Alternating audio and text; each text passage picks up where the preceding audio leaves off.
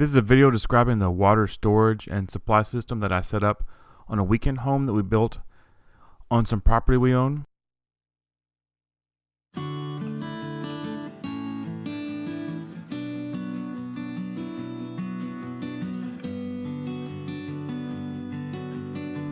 The original plan when we bought the property was to drill a water well. I hired a local well-respected water well driller. He told me based on the geology of the place there was about a 50-50 chance of hitting water because the soil is about 40 feet of clay and then it's 2,000 feet of solid rock. $1,000 later and well, we were on the wrong side of the 50-50 chance. Luckily we have a rural water district and there is some water at the road. The unfortunate part is the pipe of the road is about 2,300 feet from the house. We actually moved into the place about a month ago, and right before we moved I installed a permanent water line to go from the front to the back. There's the link to the video up in the right hand corner. However, for 2 years this was the source of water for our weekend home.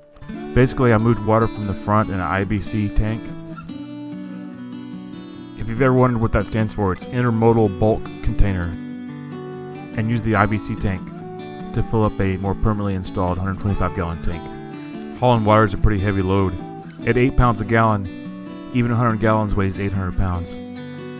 The IBC tank came with the ball valve, but I got the other fittings at our local Tractor Supply. This setup lasted for at least 2 years with no issues. It easily supplied water to a toilet, a sink, and an outdoor faucet. The pump even ran continuously once for about a week without me knowing it. The smaller tank is hooked into where a future washing machine will be hooked up. There's a ball valve to isolate the tank, and then a SureFlow AC pump.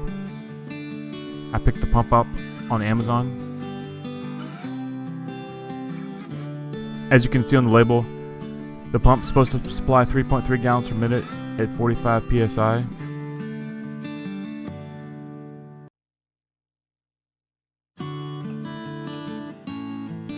The only aggravating thing about the pump is it didn't come with these proprietary connections, so I had to order them separately once I figured out it didn't have them. This whole setup probably cost around $350, and for me it worked out great until I got the real water line installed. Hopefully you learned something from this video, and now have at least one option of how to get water to your remote home. Thanks for watching. Please rate, comment, and hit that subscribe button. Have a great day. Thank you.